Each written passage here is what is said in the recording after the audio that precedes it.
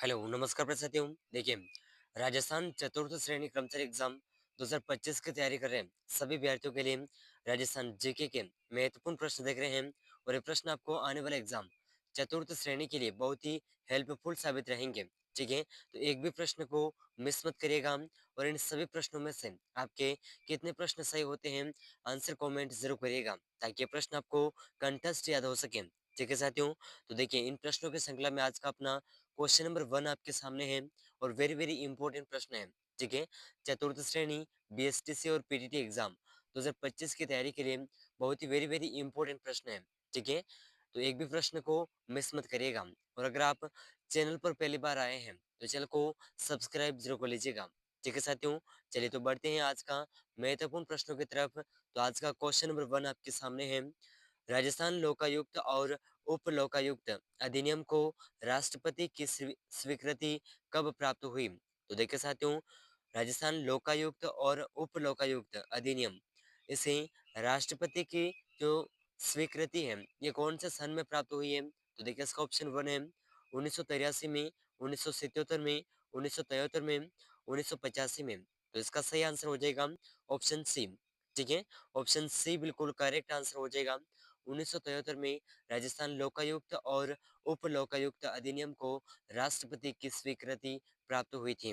ठीक है, तो वेरी वेरी इंपॉर्टेंट प्रश्न है और इसका ऑप्शन सी बिल्कुल करेक्ट आंसर हो जाएगा। ठीक है, चलिए अगला प्रश्न, क्वेश्चन नंबर 2 आपके सामने है। बहुत ही शानदार क्वेश्चन है और महत्वपूर्ण प्रश्न है। ठीक है, राजस्थान में लोकायुक्त वार्षिक प्रतिवेदन किसको प्रस्तुत करता है? तो देखिए साथियों, राजस्थान में जो लोकायुक्त है वार्षिक प्रतिवेदन किसे प्रस्तुत करता है? तो देखिए इसका ऑप्शन 1 है राष्ट्रपति को, मुख्यमंत्री को, उच्च न्यायालय को, राज्यपाल को। तो देखिए साथियों, इसका जो सही आंसर है लोकायुक्त द्वारा वार्षिक प्रतिवेदन जिन्हें प्रस्तुत किया जाता है, तो इसका सही आंसर होगा ऑप्शन फोर्थ राज्यपाल को। ठीक है, ऑप्शन फोर्थ इस प्रश्न का बिल्कुल करेक्ट आंसर हो जाएगा। ठीक है, ऑप्शन डी बिल्कुल करेक्ट आंसर हो जाएगा। जरूर याद रखिएगा। और देखिए ये जो प्रश्न है एसआई एग्जाम 2021 के पेपर में पूछा गया प्रश्न है, तो वेरी वेरी इंपॉर्टेंट प्रश्न है और चतुर्थ श्रेणी की तैयारी कर रहे हैं सभी साथियों के लिए बहुत ही हेल्पफुल साबित रहेंगे। ठीक है, तो अगर आप उदयपुर लर्निंग क्लासेस चैनल पर पहली बार आए हैं तो चैनल को सब्सक्राइब जरूर कर लीजिएगा। और इन सभी प्रश्नों की पीडीएफ आपको व्हाट्सएप ग्रुप पर मिल जाएगी, तो डिस्क्रिप्शन में लिंक है, व्हाट्सएप ग्रुप ज्वाइन कर लीजिएगा। ठीक है, चलिए अगला प्रश्न है question number 3। Very very important प्रश्न है। राजस्थान की किस नदी को मसूरदी नदी भी कहा जाता है? तो देखिए साथियों, राजस्थान की ऐसी कौन सी नदी है जिसे मसूरदी नदी भी कहा जाता है? तो देखिए इसका ऑप्शन 1 है कांकणी नदी, कांतली नदी, मंथा नदी, जाखम नदी। तो देखिए साथियों, इसका सही आंसर है जिस नदी को मसूरदी नदी भी कहा जाता है, ये नदी है कांकनी नदी। ऑप्शन 1, ऑप्शन 1 इस प्रश्न का बिल्कुल करेक्ट आंसर हो जाएगा। ठीक है साथियों, ऑप्शन 1 बिल्कुल सही आंसर हो जाएगा। ठीक है, जरूर याद रखिएगा। चलिए अगला प्रश्न है question number 4। Very very important प्रश्न है। बांधों और रंगों कला के लिए राजस्थान में कौन सा स्थान प्रसिद्ध है? तो देखिए साथियों, बांधों और रंगों कला इसके लिए कौन सा स्थान प्रसिद्ध है राजस्थान का? तो देखिए इसका ऑप्शन 1 है जोधपुर, नाथद्वारा, बाड़मेर, जयपुर।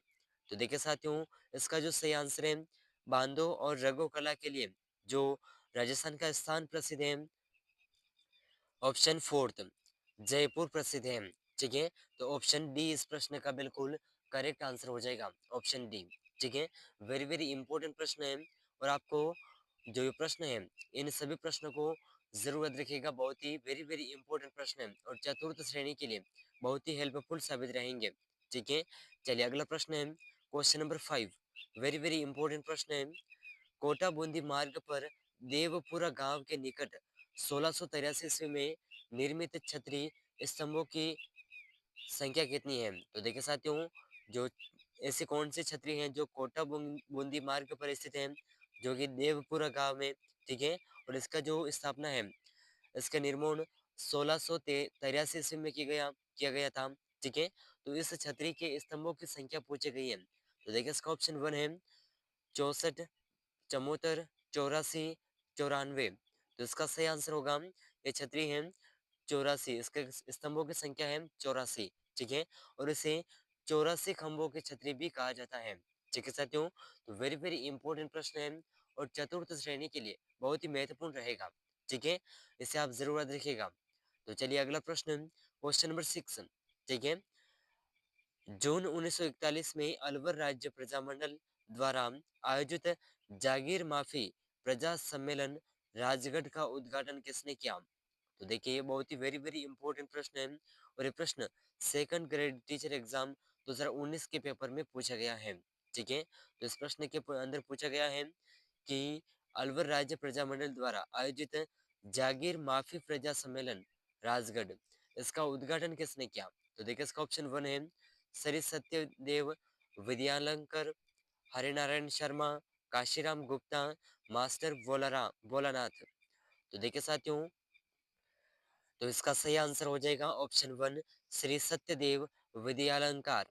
इन्होंने अलवर राज्य प्रजामंडल द्वारा आयोजित जागीर माफी प्रजा सम्मेलन राजगढ़ का उद्घाटन किया था, ठीक है? तो ऑप्शन 1 इस प्रश्न का बिल्कुल करेक्ट आंसर हो जाएगा, ठीक है साथियों? वेरी वेरी इंपॉर्टेंट प्रश्न है और चतुर्थ श्रेणी के लिए बहुत ही महत्वपूर्ण रहेगा, ठीक है?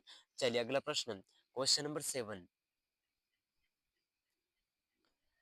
राजस्थान मध्य भारत सभा की स्थापना किस वर्ष की गई? तो देखिए साथियों, राजस्थान मध्य भारत सभा की स्थापना कौन से वर्ष में की गई?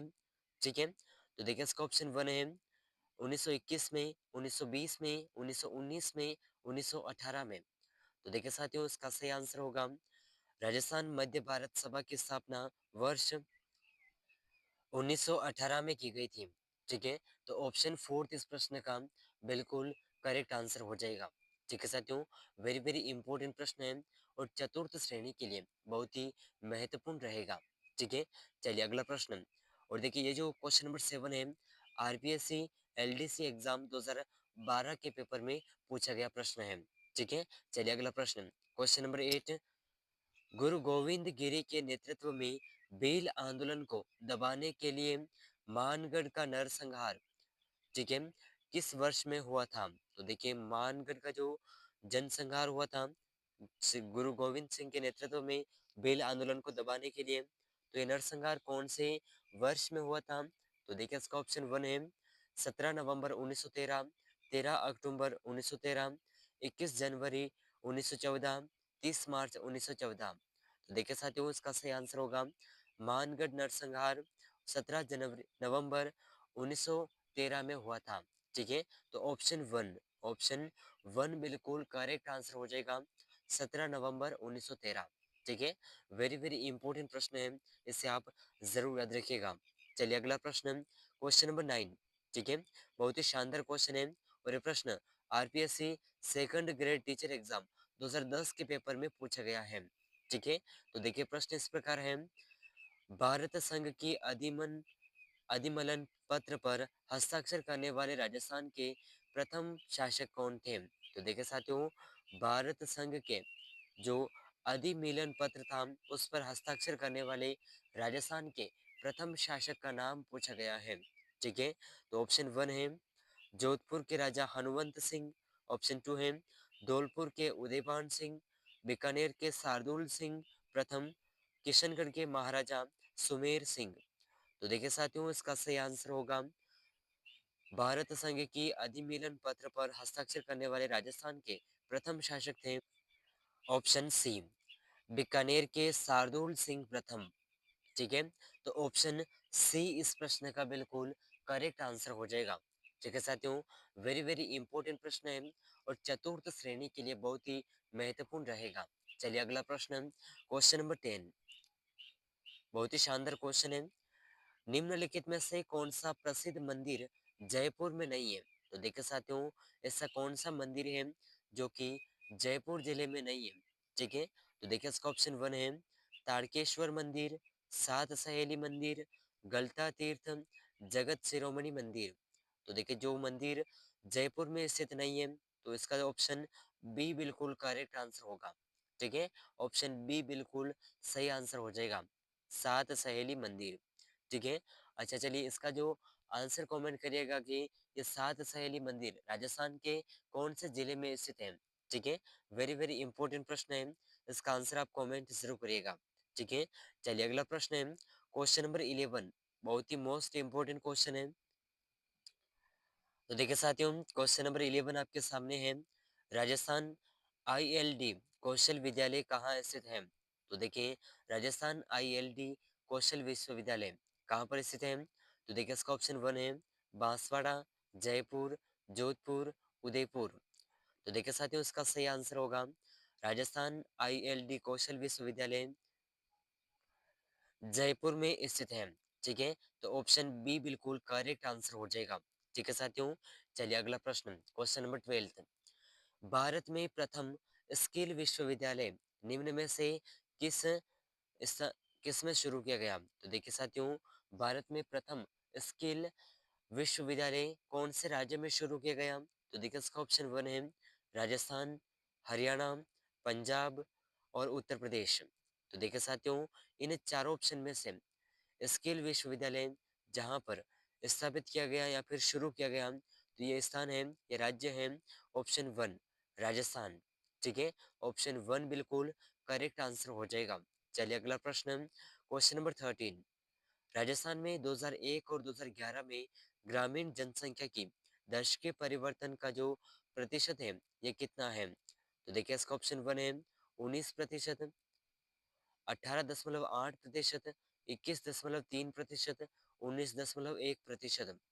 तो देखिए इसका जो सही आंसर है 2001 और 2011 में ग्रामीण जनसंख्या की दशकीय परिवर्तन का जो प्रतिशत है, ये प्रतिशत है ऑप्शन 19%। ठीक है, तो ऑप्शन 1 बिल्कुल करेक्ट आंसर हो जाएगा। चलिए अगला प्रश्न है क्वेश्चन नंबर 14। राजस्थान में छप्पन का मैदान किस नदी के बेसिन में स्थित है? तो देखिए साथियों, छप्पन का मैदान कौन से नदी बेसिन में स्थित है राजस्थान के अंदर? तो देखिए इसका ऑप्शन 1 है माही नदी, लूनी नदी, बनास नदी, चंबल नदी। तो इसका सही आंसर होगा छप्पन का मैदान, ये अपने माही नदी में स्थित है। कहाँ पर है? माही नदी में। तो ऑप्शन 1 बिल्कुल करेक्ट आंसर हो जाएगा। ठीक है, और ऐसे ही एग्जाम 2021 के पेपर में ये प्रश्न पूछा गया है। ठीक है साथियों, वेरी वेरी इंपॉर्टेंट प्रश्न है। हाँ, तो चलिए देखिए question number 15, very very important प्रश्न। ठीक है, 2001 से 2011 के दशक के राजस्थान के किस जिले में सर्वाधिक जनसंख्या वृद्धि दर न्यूनतम थी? तो देखिए 2011 और 2001 इसके मध्य में जो दशकीय राजस्थान की जनसंख्या वृद्धि है, ये न्यूनतम दर कौन से जिले की है? तो देखिए इसका ऑप्शन 1 है झुंझुनू, गंगानगर, बूंदी और ऑप्शन 4 है पाली। तो देखिए इसका सही आंसर होगा ऑप्शन ऑप्शन बी बिल्कुल करेक्ट आंसर हो जाएगा गंगानगर। ठीक है, वेरी वेरी इंपॉर्टेंट प्रश्न है और चतुर्थ श्रेणी के लिए बहुत ही महत्वपूर्ण रहेगा। चलिए तो अगला प्रश्न क्वेश्चन नंबर 16। निम्नलिखित में से कौन सा राज्य विधानसभा के साधारण निर्वाचन की अधिसूचना जारी करता है? तो देखिए साथियों, निम्नलिखित में से ऐसा कौन है जो राज्य विधानसभा के साधारण निर्वाचन की अधिसूचना जारी करता है? तो देखिए इसका ऑप्शन 1 है भारत निर्वाचन आयोग, राष्ट्रपति, राज्यपाल, राज्य निर्वाचन आयोग। तो देखिए इसका सही आंसर होगा ऑप्शन ऑप्शन सी बिल्कुल करेक्ट आंसर हो जाएगा, राज्यपाल जारी करते हैं। ठीक है, तो ऑप्शन सी बिल्कुल करेक्ट आंसर हो जाएगा। चलिए अगला प्रश्न है क्वेश्चन नंबर 17। निम्नलिखित में से किन जिलों में पुलिस कमिश्नरेट व्यवस्था विद्यमान है? तो देखिए साथियों, ऐसा कौन सा जिला है, ऐसे कौन से जिले हैं जहाँ पर पुलिस कमिश्नरेट व्यवस्था विद्यमान है? तो देखिए इसका ऑप्शन 1 है जयपुर, कोटा, जोधपुर और जयपुर, जयपुर और बीकानेर, जयपुर और अजमेर। तो इसका सही आंसर होगा ऑप्शन बी, जोधपुर और जयपुर में पुलिस कमिश्नरेट व्यवस्था विद्यमान है। तो ऑप्शन बी बिल्कुल करेक्ट आंसर हो जाएगा। ठीक है, ऑप्शन बी। चलिए अगला प्रश्न क्वेश्चन नंबर 18। हाल ही में राजस्थान सरकार ने महिला भ्रूण हत्या को रोकने के उद्देश्य से मुख्य वीर योजना के तहत प्रोत्साहन राशि बढ़ाई है, और बढ़ाई हुई राशि प्रोत्साहन कितनी है? तो देखिए इसका ऑप्शन 1 है 1 लाख, 2.5 लाख, 3 लाख, 3.5 लाख। तो देखिए इसका जो सही आंसर है ऑप्शन 3 3 लाख ये राशि बढ़ाई गई है। ठीक है? तो ऑप्शन सी बिल्कुल करेक्ट आंसर हो जाएगा।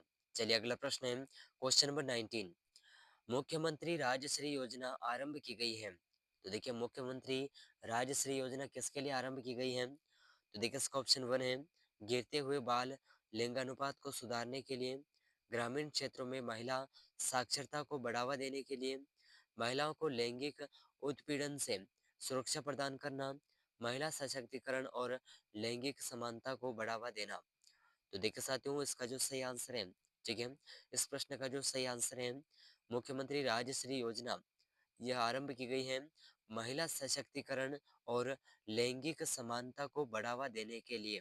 तो फोर्थ ऑप्शन फोर्थ इस प्रश्न का बिल्कुल करेक्ट आंसर हो जाएगा। ठीक है साथियों, वेरी वेरी इंपॉर्टेंट प्रश्न है, जरूर याद रखिएगा। चलिए अगला प्रश्न है क्वेश्चन नंबर 20। ठीक है, बहुत ही शानदार क्वेश्चन है।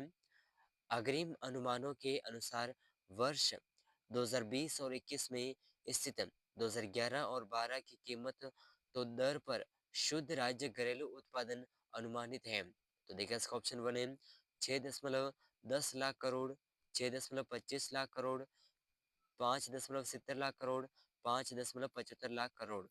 तो देखिए इसका सही आंसर होगा ऑप्शन सी 5.70 लाख करोड़। अग्रिम अनुमानों के अनुसार 2020 और 21 में स्थित 2011 और 12 कीमत जो दर पर शुद्ध राज्य घरेलू उत्पादन है, ठीक है, उत्पाद है, ये 5.70 लाख करोड़ रुपए है। तो सी ऑप्शन सी इस प्रश्न का बिल्कुल करेक्ट आंसर हो जाएगा। तो देखिए साथियों, इस क्लास के अंदर हमने चतुर्थ श्रेणी कर्मचारी एग्जाम के लिए 20 महत्वपूर्ण प्रश्नों को कवर किया है। कितने? 20 महत्वपूर्ण प्रश्नों को कवर किया है। और इन 20 से प्रश्नों में से आपके कितने प्रश्न सही हो रहे हैं कमेंट करके जरूर बताइएगा।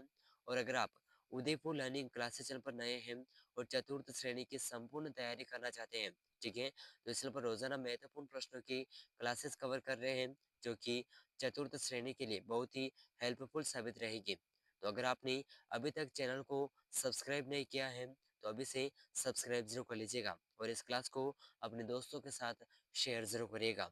ठीक है, तो मिलते हैं अगले महत्वपूर्ण प्रश्नों के साथ में, तब तक के लिए जय हिंद, जय भारत।